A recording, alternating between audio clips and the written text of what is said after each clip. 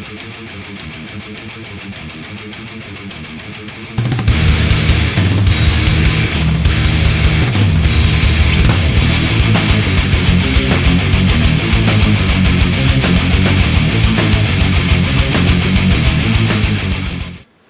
up, guys? It's Charles here, otherwise known as Chachi Power in the robot scene. Yeah, I'm here with CollectionDX doing a review of a long awaited Chogokin of mine, which happens to be the Daltanious. So now Bandai has released the GX-59 Solo Chogokin Daltanious, and I am lucky enough to be here to give you a review on this. So that makes me pretty happy. As you can see, here is the box. It's a rather big box. You may not be immediately aware of how big it is because it's on video. But here is my hand on the box, so you can see it's pretty tall. I'll take a measuring tape out for you guys. It is exactly a foot tall and almost 16 inches wide. And we'll take a look at the side, also pretty wide, a little over actually almost 8 inches wide, thick I should say. So it is a pretty big box. I'll show you guys here the side flap, and then show you guys the other side flap before I show you guys the back. So it's got the whole cross end up there, and it shows the 3 pieces that come with the set. Then we'll take a look at the other ends here. So it's actually really wonderfully done. And here is the very bottom. Now we can take a look at the back.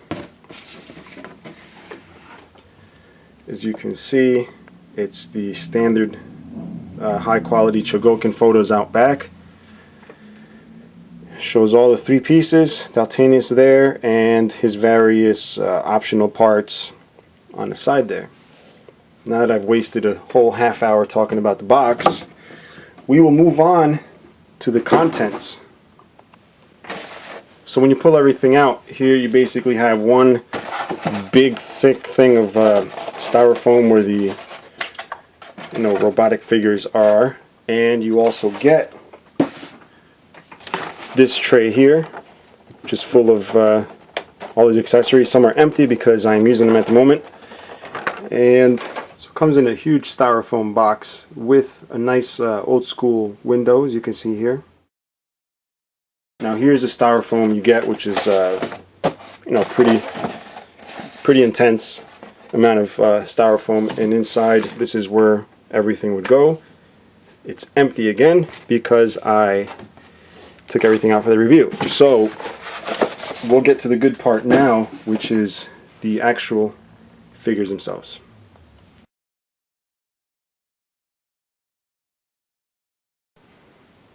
First up, we have Atlas here. He's one of the 3 pieces that combine together to form Daltanious.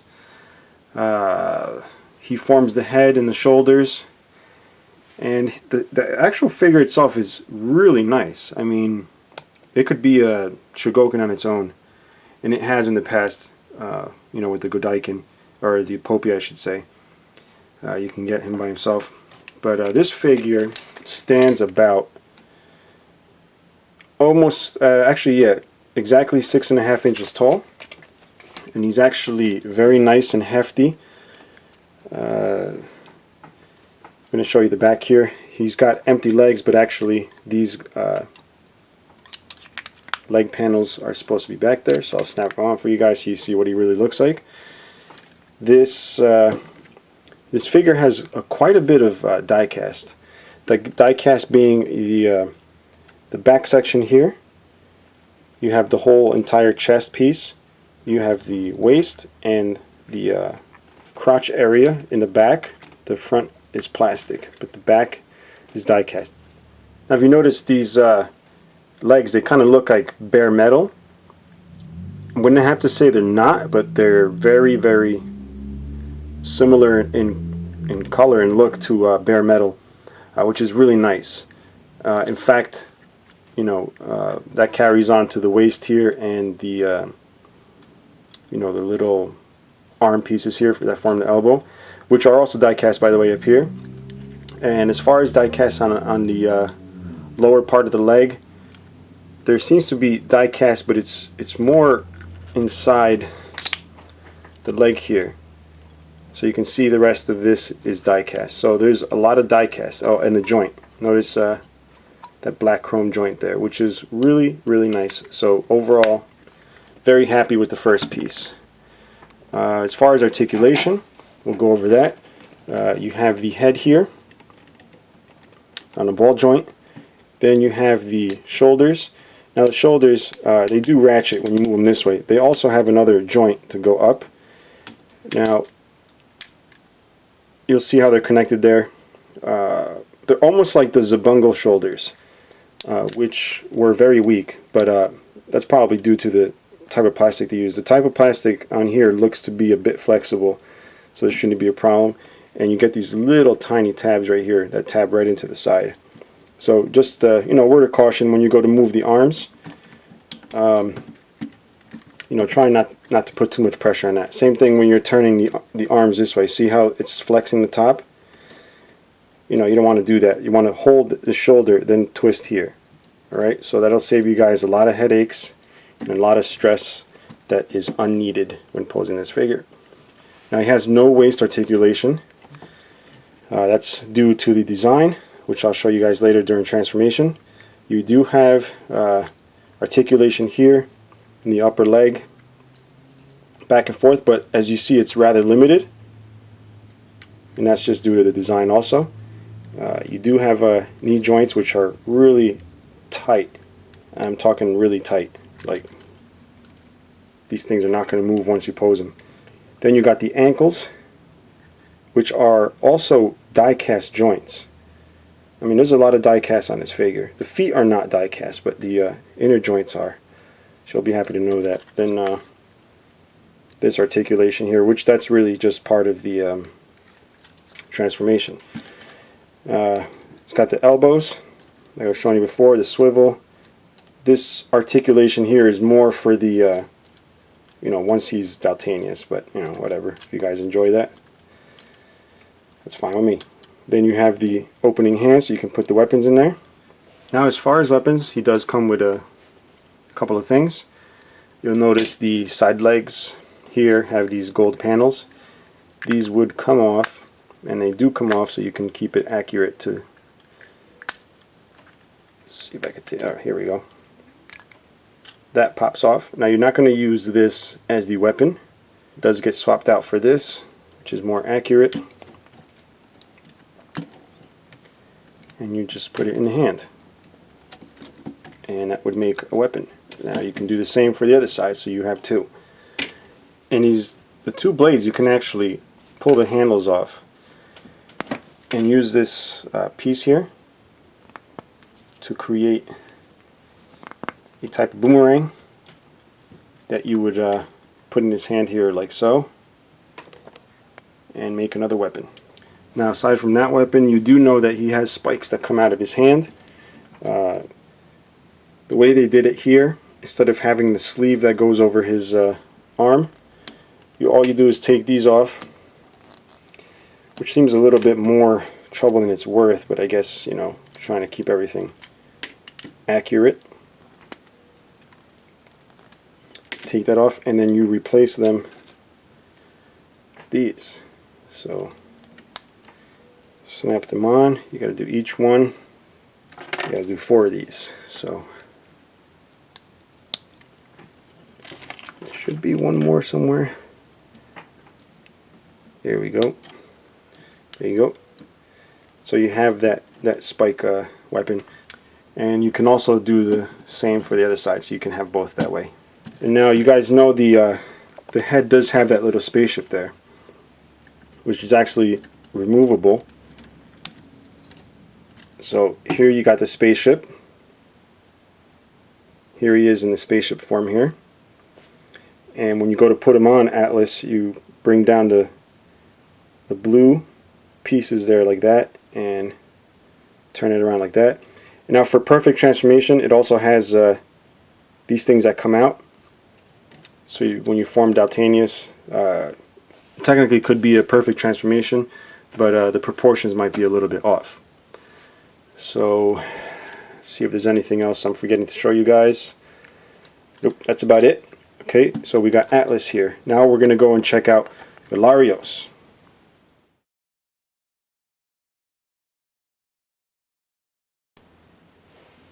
Alright guys, here we have Velarios. This is the lion portion of Daltanious, and probably one of my favorites since I love Voltron. That's one of the whole reasons I ever got a Daltanious as a kid, was because it reminded me of Voltron because of this lion. Now you'll see that it does have similarities to the Go Lion, and hopefully that's a good sign for things to come. But since we're concentrating on Daltanious, we will go over this figure. So here he is. A lot of people complain about the yellowy, the yellowness, I should say, of the figure, but it's quite fine.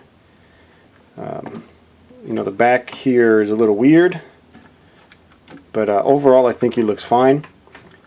He has somewhat of a posable tail. That's really for transformation. I mean, overall he's pretty much nicely done. As far as die cast, let's see what he's got. He's got the joints. He's got the waist here, and this upper part of his body. Bring that into view here. This part here, and these brackets that hold the head. So that's die cast, and you'll see the rest of the crotch area, which is die cast. And he's also got die cast claws, which pretty much make up the whole bottom of his foot. So that's rather nice. And the very last piece of die cast would be this flap here, which I will show you guys later, which is part of the transformation. Now before we move on, I'm going to show you guys the articulation of Velarios. Start off with the head. There is absolutely no articulation in the neck whatsoever, unless you count this as articulation, when rather it's for transformation. You do have the jaw, which moves, which is really cool. I like that. As far as the shoulders, you do have some movement side to side. If you need more, you can always pop these out, but that will look pretty crazy. So technically it's just this amount. Then you do have the elbows. If you're used to the Go Lion or Voltron figures, it's pretty much the same thing, except that there's ratchets. Same movement this way, no ratchets that way, I should say. Then you have ratchets on the feet, and they also swivel. No waist articulation. You have these, which are meant to look like joints, but there's actually no joint there. Okay, then you have same thing, ratchet here, ratchet on the feet, swivel, and you have a tail that sort of moves. Okay, and as far as weapons, you have this here, this blaster, but it does not shoot on this version. So no poking eyes out. And that's pretty much it for Velarios. So next we're going to move on to Gunper.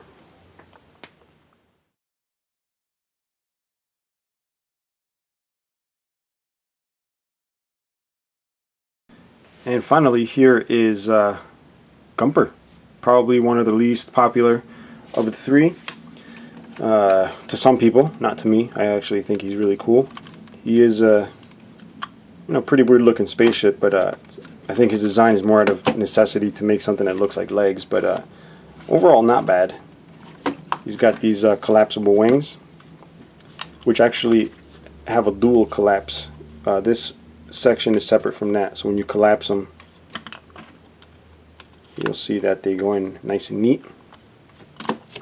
And he does have actual detail cockpits, so it's no longer just a bit of clear plastic there. Now, as far as die-cast content, you have these yellow pieces here, on the sides, and you also have this piece here which extends over to the inside. So it's not a lot on here, but it has an okay weight. I'll show you guys who own the original know that these front pieces here do pop out, although not as easily as the original. There you go. So you get those pieces that come out. And the only thing with these is there's actually another piece to attach, which are these little chrome triangles which have a slot here, where there's a slot on this and then there's a tab on there to help you put that in correctly. Just push that in. What's cool about these little triangles, they actually feel like they're made out of metal. The chrome is really thick on it. And then just attach the other side. So you got these two blades here. And then we all know the rear section comes up, has a nice cool little gimmick. To bring these up, you want to just snap it first up here, bring it up, then pull out, and you get a nice chrome arm there. And you can do the same with the other side. Now, instead of attaching those claws, as you would see in the show, you can actually just pull the claws out from the piece itself. So you can go ahead and do that, and you're left with that. When we get to the back here, he does have this hidden compartment here. We all probably know that the fists are stored there, which is correct. You'll see them hiding, keeps it anime correct. And in order to use this, you want to pull these other doors down. They actually should open together with the flap, but I didn't adjust it that way. Now, to get the fists out, you're going to want to hold down these little tabs here. Push that down, and it allows you to pop the fist out. Again, do the same for the other side. There you go. So you're still not convinced that Gunper's cool. Well, if you didn't know, Gunper can double as a glider. So what you want to do to put him in glider mode is bring out these pieces here.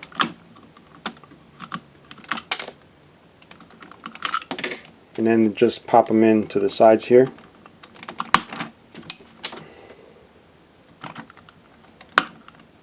Alright, and then you want to grab Atlas here, and you're going to want to bring his arms straight up. So after you bring his hands up, you're going to want to open the fingers themselves, and then you can go ahead and attach him to Gunper here, like so. Now the way he's going to hold on, he does have tabs on the back, so they actually snap on. You might want to do that first. Get him situated, then you can bring the hands into the bars. So now he is using Gunper as a glider, which I think is a really neat idea, to be honest. I mean, so there's really nothing bad you can say about Gunper now. I mean, aside from being a silly spaceship, he does double as a glider for Atlas, so that makes him that much cooler. So there you go. So here we got all three of them side to side, so you can see what they look like next to each other. And